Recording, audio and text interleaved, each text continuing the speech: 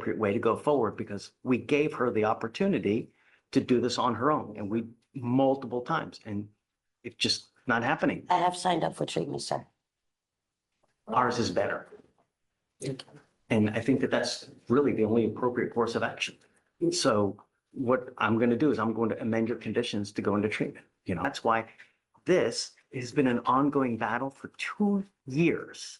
We've had an ongoing battle with Ms. Gonzalez for 2 years where it's been nonstop testing for this or testing for that. And I can show you the proof. I've got the proof. And now while she's on bond, she picks up a felony PCS. She's testing positive for these things, you know? I would just add the felony PCS was I get it. dismissed I get it. It's my medication, sir. within 5 days of it being filed. Buckle up, because this courtroom drama starts with a bang. A late-night crash, a defendant who admits to just one buyer, and breath test results that scream otherwise. The stakes? Jail time, probation, and credibility on the line. Don't miss what happens next. Subscribe, like, and share for more dramatic breakdowns. Good morning, ma'am. Hi, good morning, Mona. Ma'am, you're charged with driving while intoxicated. You're facing up to 6 months in jail and or a $2,000 fine. We are going to do probable cause. You have the right to remain silent. Anything you say can and will be used against you. You have the right to have an attorney present. If you cannot afford one, one will be appointed to you. Okay. On July 27th, 2024, at about 9:20 p.m., officers arrived on scene and observed 2 vehicles that had been involved in an accident. The witness stated she had been stopped at the light when she had been struck by the defendant's car. The witness stated she saw the defendant to be the driver of the car that struck her. The defendant stated she had been downtown and was on her way home. She admitted to having 1 beer. Standard field sobriety tests were conducted.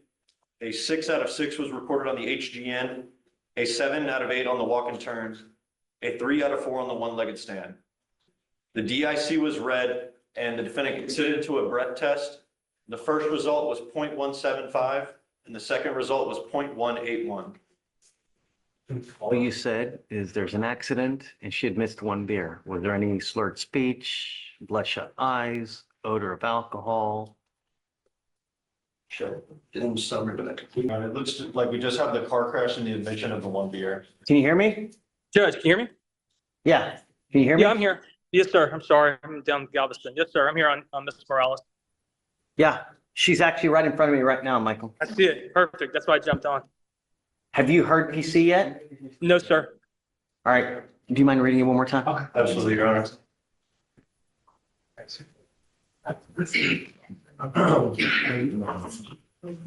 On July 27th, 2024, at about 9:20 p.m., officers arrived on scene and observed 2 vehicles that had been involved in an accident. The witness stated she had been stopped at the light when she had been struck by the defendant's car. The short answer. The witness stated she saw the defendant to be the driver of the car that struck her. The defendant stated she had been downtown and was on her way home.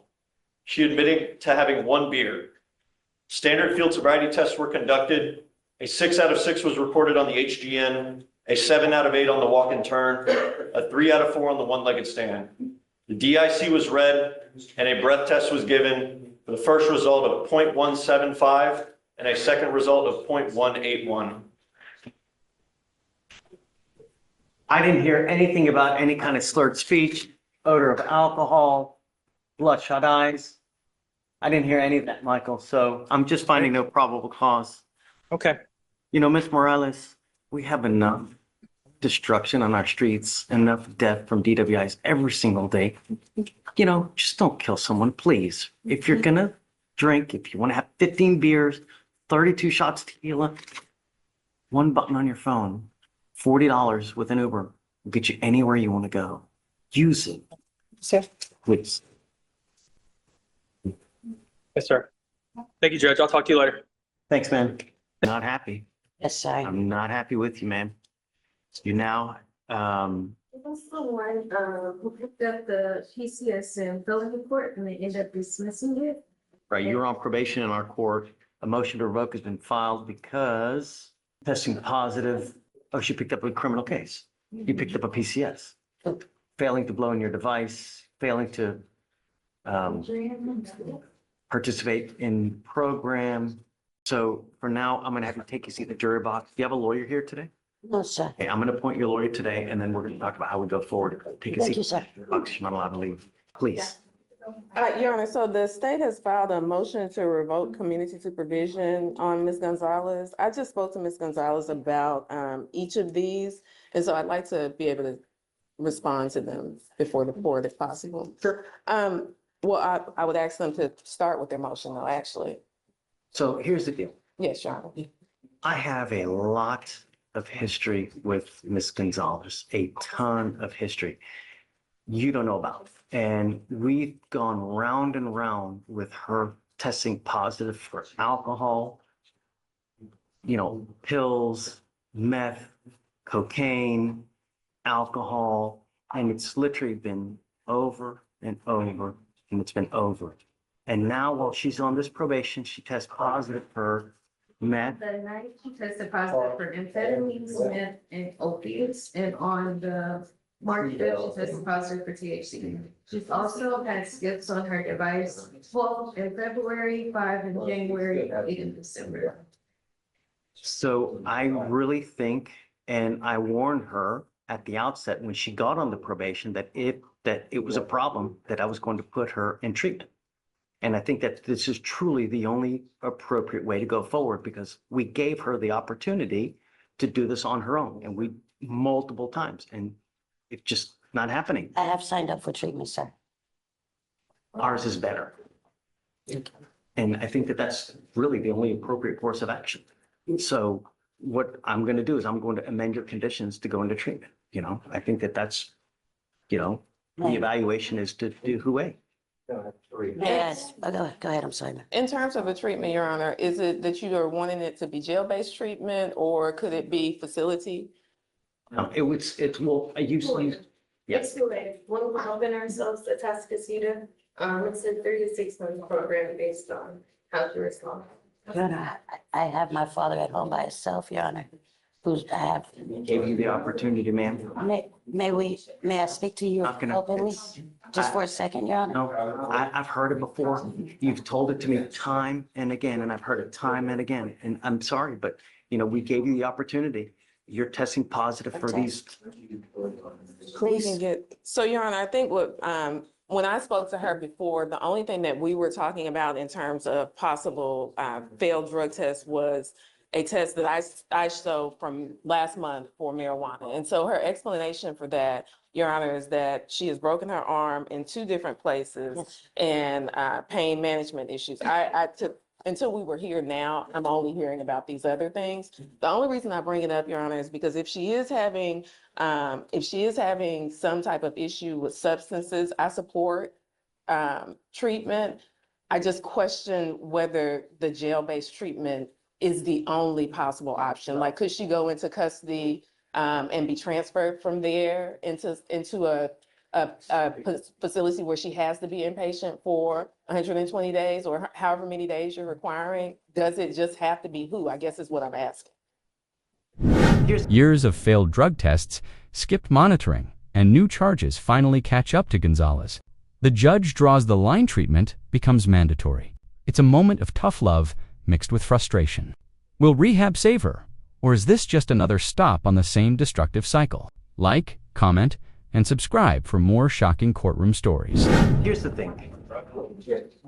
Every time that I've done a TRAS on someone and have deviated from it, we've paid for it dearly. They've either picked up a new DWI, a felony, and I really take homage in the TRASs because I tell you, every time we deviate from it and I acquiesce to something that you guys want or defense wants, we pay for it dearly and they end up in a worse position. And so that's why this has been an ongoing battle for 2 years. We've had an ongoing battle with Ms. Gonzalez for 2 years where it's been nonstop testing for this or testing for that. And I can show you the proof. I've got the proof. And now while she's on bond, she picks up a felony PCS. She's testing positive for these things, I would just add the felony PCS was I get it, dismissed I get it. It's my medication, sir. within 5 days of it being filed, so. I understand, I get it. But I really want to do what the TRS says. You know, I'm sorry, man, but that's what we're I gonna can't do. leave my father, sir.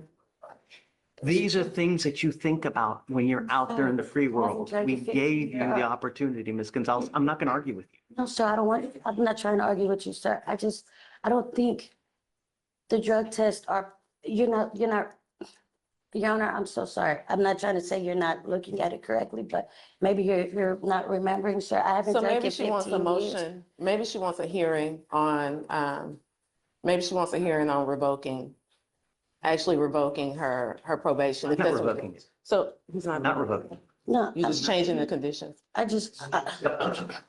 what I'm saying is, my drug tests, sir, those are my medications that you're calling out, sir. The Adderall. Okay, stop. Yes, ma'am. Just,